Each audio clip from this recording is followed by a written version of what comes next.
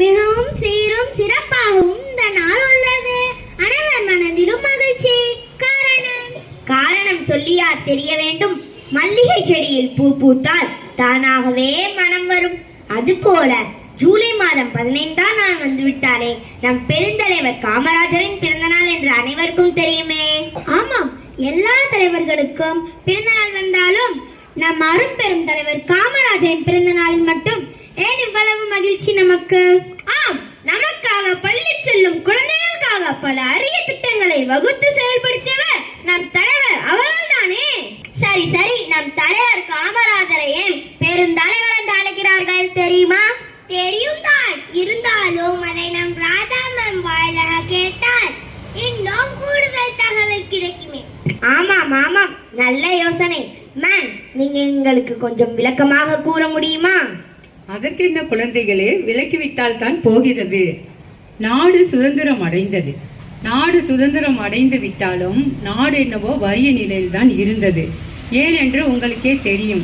ஆங்கிலேயர் நம் நாட்டில் உள்ள வளங்களை எல்லாம் கொள்ளையடித்து சென்று விட்டனர். அவ்வாறு இருக்கையில் நாடு எவ்வாறு முன்னேற்றம் காண முடியும்? அனைத்து துறைகளுமே நலிந்து போய் இருந்தது. இதை மாற்ற எண்ணினார் நம் பெருந்தலைவர் காமராஜர். அதிலும் குறிப்பாக தென்னாட்டின் மீது மிகுந்த ஈடுபாடு கொண்டவராக அதை முன்னேற்ற பாதையில் கொண்டு செல்லத்தக்க வழிகளை ஆராய்ந்து பார்த்தார் நம் தலைவர். அதற்காக என்ன செய்தார்? நாடு நலிந்து கிடக்கும் இந்நிலையில் நாடை முன்னேற்ற நல்லதொரு மாற்றம் தேவை என கருதி ஆலைகள் திறக்கவும், கல்வி சாலைகள் திறக்கவும், அணை கட்டுகள் ஏற்படுத்தவும், நீர்ப்பாசன வசதிகளை ஏற்படுத்தவும், நெய்வேலியில் மின் சுரங்க பாதைகள் அமைத்து அதற்கு தக்க ஆவண செய்யவும் அனைத்து வழிகளையும் ஏற்படுத்தி நாட்டை நல்ல ஒரு முன்னேற்ற பாதையில் கொண்டு செல்ல எண்ணினார் நம் தலைவர். அதற்கான திட்டங்களை மிகவும் தொழில்நுட்பத்தோடு கூடிய நவீன தொலைநோக்கு பார்வை இன்றைக்குத்தான் இருந்தது. அன்றைக்கு இருந்த காலகட்டத்திலேயே படிக்காத போதிலும் தமது தொலைநோக்கு பார்வையால் சிந்தித்து திட்டங்களை தீட்டி செயல்படுத்தவும் வைத்தார். அதாவது எல்லா அரசியல்வாதிகளும் செயல்படுத்த முனைய மாட்டார்கள். வருவார்கள், சட்டங்கள் இயற்றுவார்கள், அதற்குள் அடுத்த ஆட்சி வந்துவிடும், அதற்கப்புறம் சென்று விடுவார்கள். ஆனால் நம் பெருந்தலைவர் காமராஜர் திட்டங்களை தீட்டியதுடன் அதை செயல்படுத்தவும் வைத்தார். இத்தனை அரிய பெரிய திட்டங்களை அவர் தனி ஒருவராகவே சிந்தித்து செயல்படுத்தியதால் அவரை பெருந்தலைவர் காமராஜர் என கூறுகிறோம். புரிந்ததா? இப்போது சுதந்திர இந்தியா வறிய நிலையில் இருந்தது. அதை தென்னாட்டில் மாற்றியவர் யார்? நமது காமராஜர் அவர்கள் தான். நமது தலைவர் காமராஜர் அவர்கள் தான். அதை நாட்டை மாற்றுவதற்கு என்னென்ன திட்டங்கள் தேவை அதையெல்லாம் சிந்தித்தது யார்? நம் தலைவர். தென்னாட்டு காந்தி என போற்றப்படும் தென்னாட்டு காந்தியான நம் காமராஜர் அனைத்து திட்டங்களையும் தீட்டி தனி ஒரு ஆளாக செயல்படுத்தவும் செய்தார். அதனாலேயே பெருந்தலைவர் என கொண்டாடுகிறோம். கல்விக்கண் திறந்த தலைவர் காமராஜர் என்று கூறுகிறார்களே, அது ஏன்? இதோ ராதா மேம் அவர்களிடமே கேட்டு விடுவோம். ஒருவன் கடைத்தேற வழி என்னவென்றால் கல்வி ஒன்றுதான். கல்வி ஒன்றுதான் எந்த சூழ்நிலையும் யாரையும் முன்னேற்றும். இதை நன்றாக கரை கண்டவர் காமராஜர். தான் கற்காத போதிலும் நாட்டில் உள்ள நல்ல குடிமகன்கள் உருவாவதற்கு கல்விதான் தேவை என கருதி சுதந்திர இந்தியாவில் 6000 பள்ளிகளை உடனே திறக்க செய்தவர் நம் காமராஜர். 6000 பள்ளிகளை மட்டுமா திறந்தார்? தகுதியான ஆசிரியர்களை நியமித்து கற்றல் செயல்பாடுகள் மிகவும் விரைவாக நிகழ்ந்திட ஏதுவாக, குழந்தைகள் பள்ளிக்கு வருவதற்கு ஏதுவாக பல திட்டங்களை தீட்டினார். ஒருவன் கல்வி சாலைக்கு வருவதென்றால் அவன் வயிற்றுக்கு உணவு வேண்டும், உடுத்த உடை வேண்டும். இதெல்லாம் சாத்தியமா என்ன? வறிய நிலைமையில் இருந்த குழந்தைகள் இது இன்றி தவிப்பதை கண்டு கல்வி கற்க செல்லும் குழந்தைகள் பசியால் வாடக்கூடாது என்று எண்ணி இலவச பாட புத்தகங்கள், இலவச சீருடை, மதிய உணவு, இலவச மதிய உணவு என அனைத்து மாணவர்களுக்கும் சென்றடைய செய்தார். இவ்வாறு நாடு முழுவதும் ஆங்காங்கே கல்வி சாலைகளை திறந்து கற்றல் செயல்பாடுகள் தங்கு தடையின்றி நடைபெற ஏற்பாடு செய்து இலவச மதிய உணவும் கொடுத்து அவர்களுக்கு இலவச சீருடை அளித்து இலவச கட்டாய கல்வியும் அளித்து நாடு போற்றும் நல்ல குடிமகன்கள் உருவாவதற்கு ஆசிரியர்களையும் நியமனம் செய்து நாட்டை நல்லதொரு முன்னேற்ற பாதையில் கல்வி மூலம் எடுத்துச் செல்ல விரும்பியதால் கல்வி கண் திறந்த காமராஜர் என கூறுகிறோம். என்ன குழந்தைகளே, புரிந்ததா? அவரை படிக்காத மேதை என ஏன் மகிழ்கிறோம்? படிக்காத மேதை என ஏன் மகிழ்கிறோம்? நல்ல கேள்வி. அதற்கு அருமையான பதில் இப்போது கூற போகிறேன். கேட்பதற்கு தயாராக உள்ளீர்களா? அழகாக சொல்லுகிறோம் மேம். அருமை மாணவர்களே, இந்த கல்வி வளர்ச்சி நாளில் காமராஜரை பற்றி பல்வேறு பன்முக திறமை கொண்ட காமராஜரை பற்றி பேசுவதில் நாம் எல்லாம் பெருமகிழ்ச்சி அடைகிறோம். ஏன் அவர் படிக்காத மேதை என புகழப்பட்டார் என்றால், அவர் கல்வி சாலைக்கே செல்ல முடியவில்லை. அவருடைய சிறு வயதிலேயே தந்தையை இழந்தார். எனவே கல்வி கற்க முடியாத சூழ்நிலை. அவ்வாறு இருந்த போதிலும் தொலைநோக்கு பார்வையோடு அவர் செயல்பட்டார். எவ்வாறு என்றால், பட்டங்கள் பெற்று சட்டங்கள் தீட்டி அரியணையில் அமர்ந்து அடுக்கடுக்காக பல திட்டங்களை செயல்படுத்துவார்கள் அறிஞர்கள்.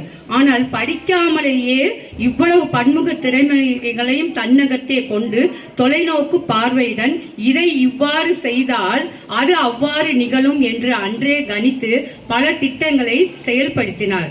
சொல்லுதல் யாருக்கும் எளியவாம், அறியவாம், சொல்லிய வண்ணம் செயல் என்பது வள்ளுவர் வாக்கு.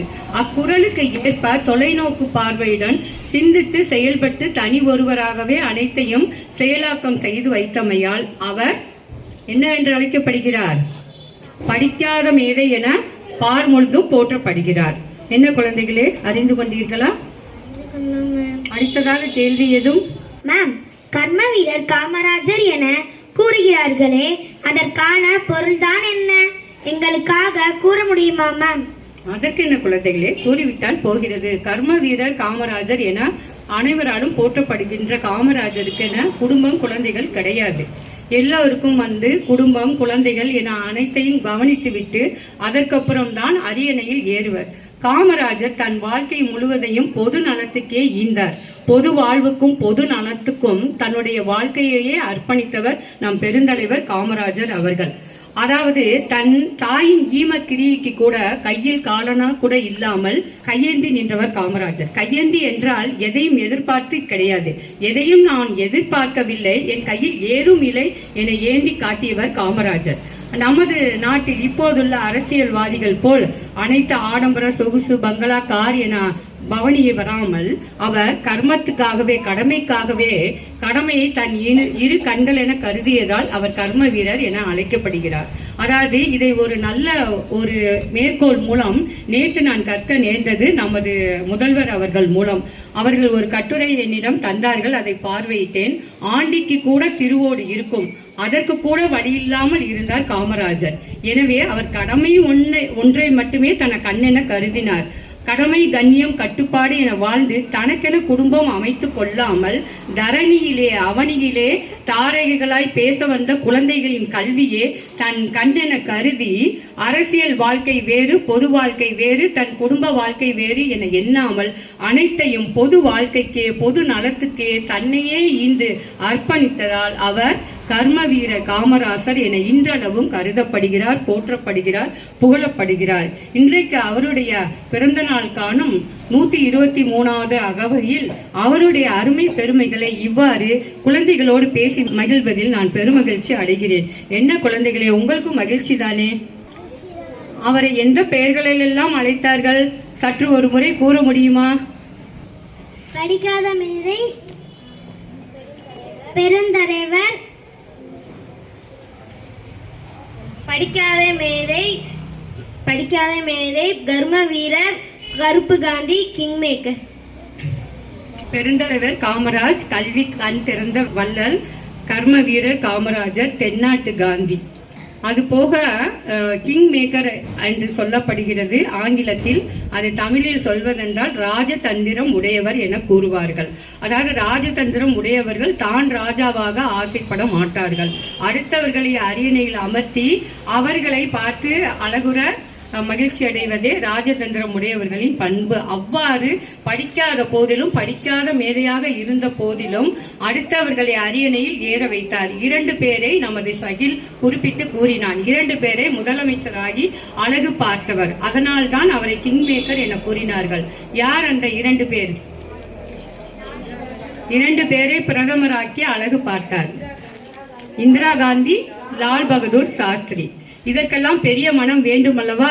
இன்றைக்கு வாக்குரிமைக்காக பணங்கள் பணங்கள் அளிக்கப்படுகின்றன. ஒவ்வொரு வாக்கு சீட்டுக்காகவும் 5000, 10,000 என அளிக்கப்படுகிறது. நாமும் சில நேரம் லஞ்சம் வாங்குவது தவறு என்று தெரிந்தாலும் நிறைய பேர் அந்த தவறை செய்து கொண்டுதான் இருக்கிறோம். ஆனால் அவ்வாறு இல்லாமல், பதவிக்கு ஆசைப்படாமல், தான் வராவிட்டாலும் பரவாயில்லை, யார் வர வேண்டும் என விரும்பினார், தகுதியானவர்கள் அந்த அரியணையை அலங்கரிக்க வேண்டும் என இந்திரா காந்தி அம்மையாரும் லால் பகதூர் சாஸ்திரியாரும் அமர்ந்து ஆட்சி செய்வதை அழகுடன் பார்த்து பெருமைப்பட்டவர் நமது ராஜதந்திரி. அதுதான் கிங் மேக்கர்.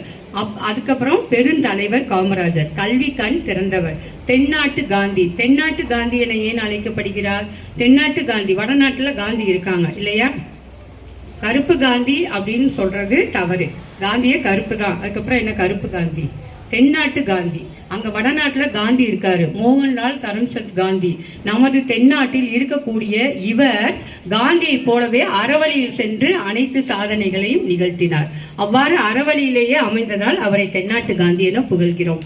இன்றைக்கு போதும் போதும் என நினைக்கும் அளவிற்கு திகட்ட நமது குழந்தை செல்வங்களும் மாணவ செல்வங்களும் நமது முதல்வர் அவர்களும் உரையாற்றி காமராஜரின் அருமை பெருமைகளை பேசி மகிழ்ந்தோம். இத்தருணம் மிக இனிய தருணம்.